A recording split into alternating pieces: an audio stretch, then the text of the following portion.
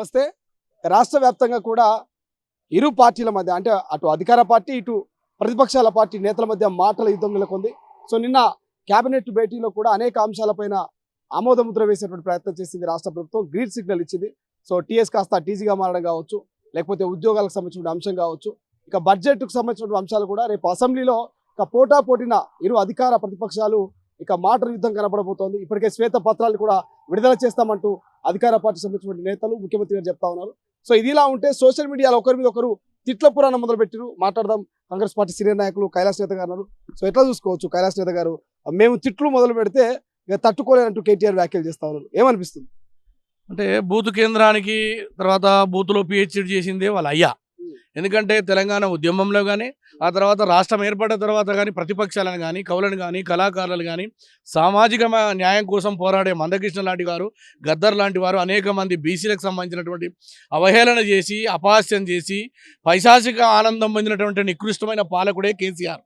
అందుకే మేము ఎప్పుడు అనుకుంటాం ఈదీ అమీన్ అని చెప్పాడు, ఆఫ్రికాలో లేడు, తెలంగాణ గడ్డ మీద పుట్టినటువంటి ఒక ద్రోహి, తెలంగాణ వాదాన్ని తెలంగాణ ప్రజల యొక్క రక్తాన్ని పీల్చుక తిన్నటువంటి ఓ దండుపాల్యం ముఠాకు సంబంధించినటువంటి ఓ పెద్దన్న పాత్ర పోషించి 9.5 సంవత్సరాలలో 2 లక్షల కోట్లు దొబ్బుకొని తమ కుటుంబం యొక్క పాలనతోటి సమాజంలో ఉండబడే బీసీ ఎస్సీ ఎస్టీ మైనార్టీ ప్రజల యొక్క త్యాగాలని తన పోరాటాలుగా, కవుల యొక్క పాటలను తన పాటలుగా, అంటే ప్రపంచంలో ఈయనకు మించినటువంటి యోధుడు లేనట్టుగా గొప్పలు చెప్పుకొని ఇవాళ ప్రజలు కర్రు కాల్చి వాత పెడితే బొర్ల పడ్డ ఈ కుటుంబానికి ఇంకా సిగ్గు రాలేదు కాబట్టి ఇవాళ ఆ మాటలు మాట్లాడు. ఎందుకంటే మా గుండెలు మండుతున్నాయి. ఎందుకోసం వచ్చింది తెలంగాణ, ఎందుకోసం వచ్చింది తెలంగాణ రాష్ట్రం, ఎవరి కోసం వచ్చిందని చెప్పి ప్రజలు ఆలోచించి ఇవాళ కేసీఆర్ కుటుంబాన్ని బొంద పెడితే తట్టుకోలేక, ఎందుకంటే ప్యూడలిస్టులు కదా మీరు ఎప్పుడు కూడా అధికారంలో ఉండాలి, మీ పల్లకులు మొయ్యాలి. అంటే మాలోళ్ళు, మాదిగోళ్ళు, మంగళోళ్ళు, చాకలోళ్ళు, కమ్మరోళ్ళు, కుమ్మరోళ్ళు, సాలోళ్ళు, ముదిరాజులు, ఈ సమాజంలో ఉండే వాళ్ళు ఎప్పుడు మీ ఇండ్ల దగ్గర అడక తినాలి, మీరు వారేస్తే అన్నం మేము తీసుకోవాలి. అందుకోసమే ఇదొక సామ్రాజ్యం, ఇదొక నియంత పాలన అనేటువంటి భావనతోటి మీరు 9 సంవత్సరాల పరిపాలించారు. కాబట్టి వంచబడ్డ నిరుద్యోగులు తమ యొక్క ఓటు అనే ఆయుధంతో మీ గుండెపోటు తీసుకొచ్చారు. రైతులు కానీ, కార్మికులు కానీ, కర్షకులు కానీ, మహిళలు కానీ ఇవాళ సంతోషంగా ఉన్నారు. రేవంత్ రెడ్డి గారి యొక్క కాంగ్రెస్ పాలనలో మీరు తట్టుకోలేకపోతున్నారు. కైలాస్ నేత గారు, ప్రధానంగా ఒక రేవంత్ రెడ్డి గారు ముఖ్యమంత్రి స్థానంలో ఉన్నారు. మాజీ ముఖ్యమంత్రి అయినటువంటి కేసీఆర్ గారిని కావచ్చు, బీఆర్ఎస్ పార్టీ నాయకుల్ని రేవంత్ రెడ్డి గారు కొన్ని వ్యాఖ్యలు చేశారు. లాగులా తొండలిడుస్తామని చెప్పి కావచ్చు, రండా అనేటువంటి పదాలు. సో ముఖ్యమంత్రి హోదాలో ఉండేటువంటి మాటలు సమంజసమా అనేది ప్రశ్న, ఏం చెప్తారు? కేసీఆర్ గారు ముఖ్యమంత్రిగా ఉన్నప్పుడు కిషన్ రెడ్డిని ఇటువంటి రండ కావాలన్నా అని అడిగిండు. అంటే ఆయన రండా మొగతనం ఉందో లేదో మరి ఆయనకు తెలియదు.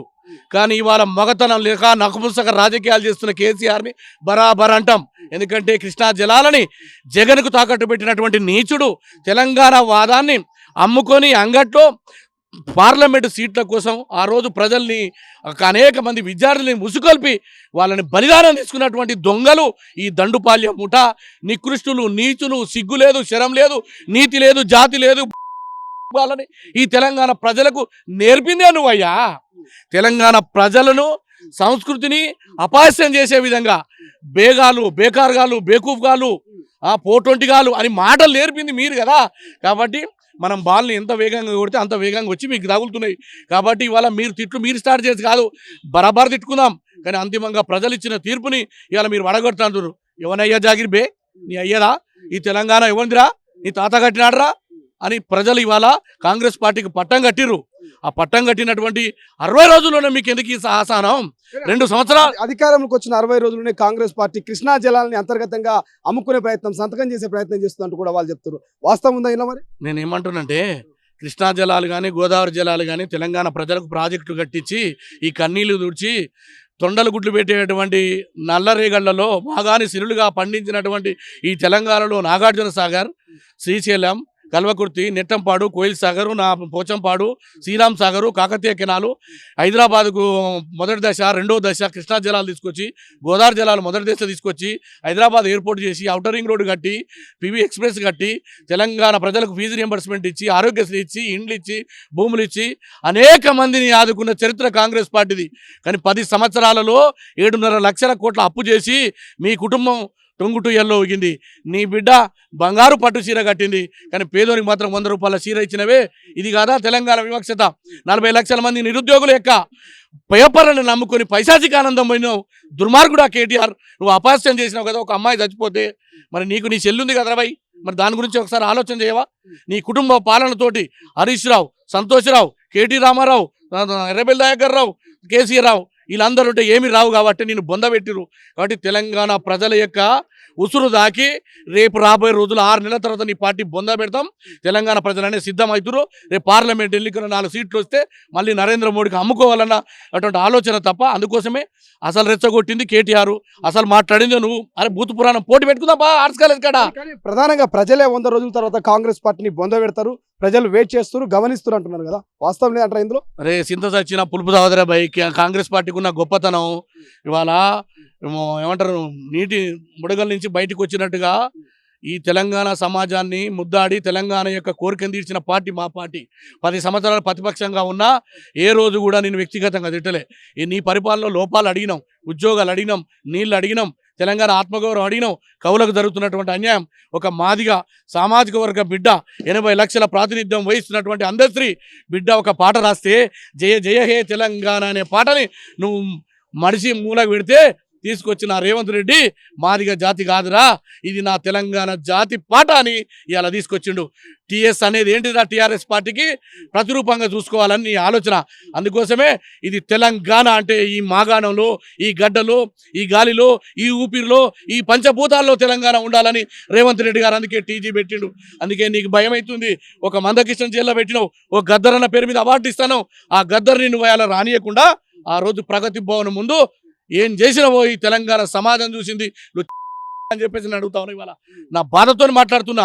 నీ మీద అగౌరవంతో లేకపోతే నీ మీద వ్యక్తిగతమైన దూషణ పాల్పడి నాకు రాజకీయ లబ్ధి జరిగేది కాదు. కానీ నువ్వు చేసినటువంటి పాపాల భైరవుని పాపాల చిట్టా ఏ రకంగానైతే ఇవాళ తిరుగుతుందో నీకు ఒక్కొక్కటి భయం అవుతుంది. ఎందుకంటే రేపు గద్దరన్న పేరు మీద అవార్డులు వస్తే అనేకమైనటువంటి బీసీ ఎస్సీ మైనార్టీలు కాంగ్రెస్ వైపు వస్తారు. కాబట్టి నా ఓట్లు ఎక్కడ పోతాయి అని చెప్పేసి మళ్ళా చిచ్చు పెట్టే ప్రయత్నం. ఓ మాదిగ బిడ్డ తనకు చదువు రాకున్నా ఈ ప్రపంచంలో ఉన్నటువంటి గొప్ప గొప్ప కవుల కంటే కూడా అద్భుతమైనటువంటి తెలంగాణ సాహిత్య ఆధారంలో ఒక ఎవరెస్ట్ శిఖరం లాంటి పాట రాస్తే ఓర్చుకోలేనటువంటి నువ్వు ఇవాళ పాట మేము తెలంగాణ గేయంగా, తెలంగాణ జాతి గీతంగా మేము చూస్తుంటే తట్టుకోలేకపోతున్నాం. ఇది కాదా సామాజిక న్యాయానికి పునాది? ఈ తెలంగాణలో కాంగ్రెస్ పార్టీ డిఎన్ఏలో ఉంది, కానీ నీ డిఎన్లో మోసం, దగ, కుట్ర, దళారి, మోసగానివి. కాబట్టి ఈ తెలంగాణ ప్రజలు నిన్ను బొందబెట్టిరు.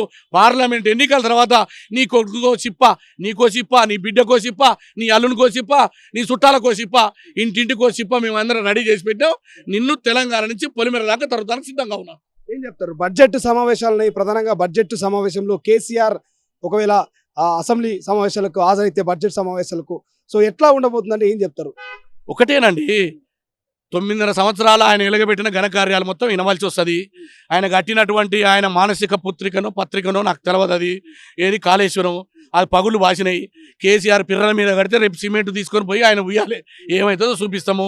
ఎక్కడెక్కడ తెలంగాణ ధరణి పేరుతోటి 2.5 లక్షల భూములు ఎక్కడ పోయినాయి, ఎవరింటికి పోయినాయి, ఏ ఇంట్లో పడ్డాయి, అవన్నీ బయటికి వెళ్తాయి.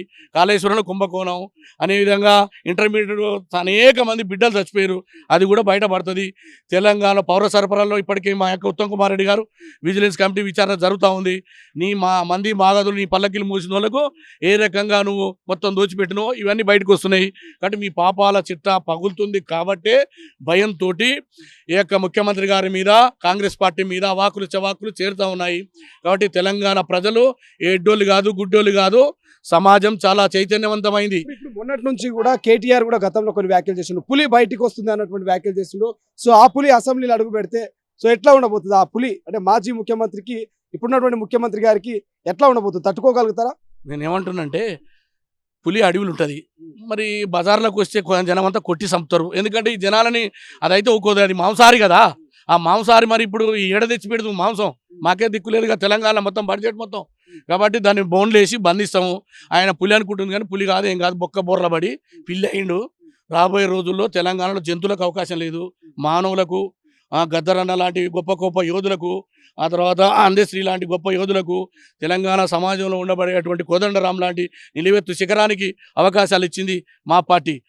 అనేక మంది సామాజిక న్యాయంతో కూడుకున్నటువంటి మహేష్ గౌడ్కు, విద్యార్థి నాయకుడైనటువంటి మా యొక్క బల్మూరు వెంకట్కు ఇట్లా అవకాశాలు ఇచ్చింది. నీ యొక్క పార్థసారథికి, గాయత్రి రవి గారికి, నామా నాగేశ్వరరావుకు, బ్యాంకులు ముంచినోనికి, మందిని ముంచినోనికి, ఇండ్లు కూల్చినోనికి, కితకితలాడుతోళ్లకు ఇక్కడ అవకాశాలు లేవు. తెలంగాణ అస్తిత్వాన్ని నిలబెట్టేది కాంగ్రెస్ పార్టీ. తెలంగాణ ఆత్మ గౌరవాన్ని ఢిల్లీ కోట పురవిధుల్లో తీసుకుపోవడానికి మా నాయకుడు రేవంత్ రెడ్డి గారి నాయకత్వంలో ఇప్పటికీ అన్ని చక్కదిద్దబడుతున్నాయి. ఒక్కొక్కటిగా మీరు చేస్తున్నటువంటి పాపాలను కూడా సరిదిద్దుతూ తెలంగాణ ప్రజల ముందు ఏ అవకాశాలు ఉన్నాయో ఆ సంక్షేమ కార్యక్రమాలు ముందు చేసుకుంటూ పోతాం.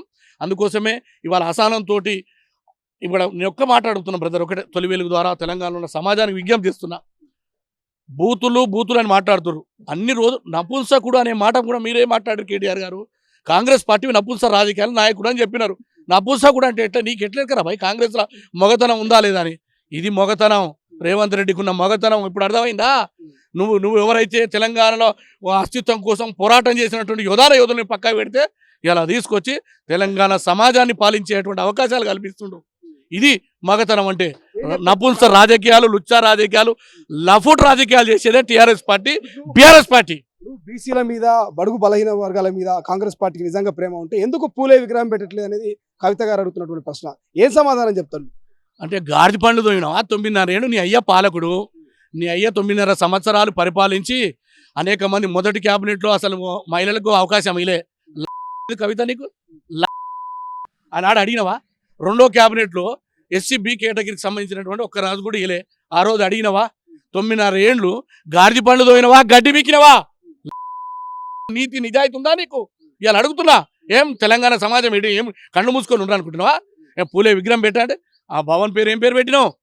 నువ్వు ముళ్ళ కంచలేస్తే నీ యొక్క ఉక్కు పాదాలతోటి ఉద్యమాలని, ప్రజాస్వామిక వాదులని, మీడియాలని, తెలంగాణ వాదులని అణిచివేసి రక్తం దాగి జలగ లెక్క, జలుపీసి లెక్క సమాజాన్ని మొత్తం పీల్చి పిప్పి చేసిన నీ దండుపాల్యం ముఠా యొక్క ఆటలు సాగావు.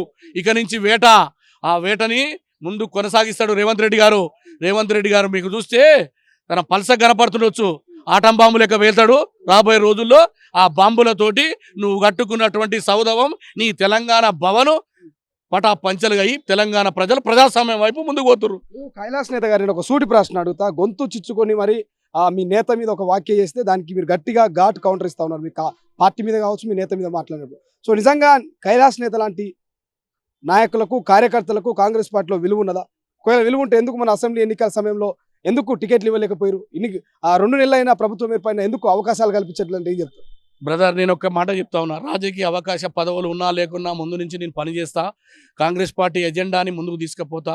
మరీ ముఖ్యంగా తెలంగాణలో ఉన్నటువంటి ఈ రాక్షస ఆటవిక అప్రజాస్వామిక పాలనను దించడానికి ఎంత దూరమైనా పోతా అని చెప్పిన. సరే, అవకాశం అనేది రాలేకపోవడం నా దురదృష్టమో లేకపోతే మరొకటి కావచ్చు. నాకున్న ఆర్థిక పరిస్థితుల్లో, నా సామాజిక పరిస్థితుల్లో ఏదైనా కావచ్చు, అవకాశాలు రాలేదు. అయినా నేను కాంగ్రెస్ పార్టీ జెండాని విడవనని చెప్పిన. కాంగ్రెస్ పార్టీ జెండాని ముద్దాడతా, కాంగ్రెస్ పార్టీ ఎజెండాని తీసుకుపోతా. ఖచ్చితంగా ఈ 5 సంవత్సరాలు రేవంత్ రెడ్డి గారి నాయకత్వంలో ఏ సమాజం యొక్క విలువలైతే, ఏ సమాజం యొక్క ఆకాంక్షనైతే నెత్తుకొని నేను ముందుకు వచ్చిందో వారి ఆకాంక్షలు నెరవేరే విధంగా ఈ ప్రభుత్వం దగ్గరికి నేను తీసుకుపోతా.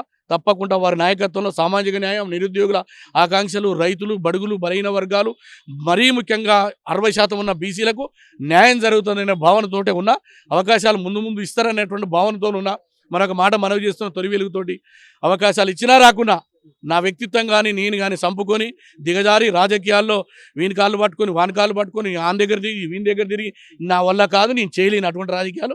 ఒకటి కాంగ్రెస్ పార్టీ ఎజెండాని ఈ రాష్ట్రంలో రేవంత్ రెడ్డి గారి యొక్క సామాజిక సంక్షేమ ప్రజాస్వామికమైనటువంటి పరిపాలనని ముందుకు తీసుకుపోయి ఈ ప్రజల గొంతుకలని తప్పకుండా వారు వినే విధంగా వారి ఏదైతే ఈ తెలంగాణ రాష్ట్రానికి హామీ ఇచ్చిరో అవన్నీ నెరవేరాలని వారి వెంట మేము నడుస్తాం. తప్పకుండా 100% పదవులు వస్తాయని భావిస్తున్నా, ఆశిస్తున్నా. రాకున్నా ఎత్తిన జెండాని దించేది లేదు. కాంగ్రెస్ వైపు నా పయనం చివరి శ్వాస ఉన్నంత వరకు ఖచ్చితంగా కాంగ్రెస్ పార్టీని కొనసాగుతాం. 100% పూర్తి నమ్మకం ఉంది. పేదల యొక్క, బడుగుల యొక్క, బలహీన వర్గాల యొక్క ఆకాంక్షలని ఒక సిద్ధరామయ్య చేసింది డికే శివకుమార్ని చేసింది, భూపేష్ బఘేల్ని చేసింది, మొన్న ఒక 5 సంవత్సరాల కింద వచ్చినటువంటి మా రేవంత్ అన్న లాంటి ఒక ట్రబుల్ షూటర్ని చేసింది, బట్టి విక్రమార్కని చేసింది, బల్మూరు వెంకట్ చేసింది, ఓ మహేష్ గౌడ్ని చేసింది. కాబట్టి మాకు కూడా ఆశలు ఉన్నాయి, కాకపోతే అత్యాశలు లేవు. కాబట్టి 100% వస్తుందన్న. ఎంపీ బరిలో నిలబడతారా? భువనగిరి నుంచి టికెట్ ఆశిస్తున్నామన్నారు, దరఖాస్తు కూడా చేసుకున్నట్టు తెలుస్తున్నది. సో వచ్చే అవకాశం ఉందా టికెట్? వస్తుందనే భావించి చేసుకుంటాం బ్రదర్. సరే ఇవ్వాలా ఇవ్వతా, నాకు ఆ కేపబిలిటీ ఉందా, క్యాలిబర్ ఉందా, కెపాసిటీ ఉందా లేదా అనేది పార్టీ ఆలోచన. ఎందుకంటే సామాజికంగా 60% ఉన్నటువంటి బలహీన వర్గాలకు పోయినసారి అసెంబ్లీ ఎన్నికల్లో అన్యాయం జరిగిందని మాలాంటి వాళ్ళం మొత్తుకున్నాం. సరే ఏది ఏమైనా పార్టీ యొక్క నిర్ణయాన్ని గౌరవించుకుంటూ పోయినాం. ఇప్పుడున్నటువంటి అవకాశంలో 17 సీట్లు ఉన్నాయి. ఈ 17 సీట్లలో ఎస్సీలకు 3 పోతాయి, ఎస్టీలకు 2 పోతాయి, ఇంకా 12 ఉంటాయి. 12లో మాకు ఒక 6 సీట్లు కావాలంటున్నాం. అందులో భువనగిరిలో గతంలో ఓ ధర్మభిక్షం గెలిచిండు, ఓ బూర నర్సయ్య గెలిచిండు, ఓ కొండా లక్ష్మణ్ బాబూజీ గెలిచిండు. కాబట్టి ఆ జాతుల బిడ్డని కాబట్టి నేను అడుగుతున్నా, నాకు అవకాశం ఇవ్వని. మరి పార్టీ రేవంత్ రెడ్డి గారు పిసిసి అధ్యక్షులుగా ఉన్నారు, మరి రాహుల్ గాంధీ గారు, ప్రియాంక గాంధీ గారు, మల్లికార్జున ఖర్గే గారు, ఈ రాష్ట్రానికి ఇన్ఛార్జ్ ఉన్న దీపాదాస్ మున్షి గారు, మా నల్గొండ జిల్లాలో ఉన్న ఉత్తమ్ గారు, అదేవిధంగా వెంకరెడ్డి గారు, రాజగోపాల్ రెడ్డి గారు ఏ నిర్ణయం తీసుకున్నా తప్పకుండా పార్టీని ముందుకు తీసుకుపోతా, నాకు అవకాశం ఇవ్వని వారిని విజ్ఞప్తి చేస్తున్నా. Thank you so much. ఇది మొత్తం మీద ఇక బీఆర్ఎస్ నాయకులకైతే కైలాష్ నేత గట్టి కౌంటర్ ఇచ్చేటువంటి ప్రయత్నం చేశారు. సో బూతులకు తిట్ల పురాణానికి తెరలేపిందే మీరు. ఇక మిమ్మల్ని ఆదర్శంగానే తీసుకొని ఈ యొక్క తిట్టు ఈడిదాకా వచ్చింది అనేది ఆయన చెప్తున్నటువంటి సారాంశం. సో చూద్దాం మరి ముందు ఏం జరగబోతుంది. సో ఇప్పటికే సోషల్ మీడియాలో ఒక రకమైనటువంటి మాటల యుద్ధం అయితే నెలకొంది అటు కాంగ్రెస్ బీఆర్ఎస్ నేతల మధ్య. ఎవరి పర్సన్ అజయ్తో శ్రీశైలం, తొలి వెలుగు, హైదరాబాద్.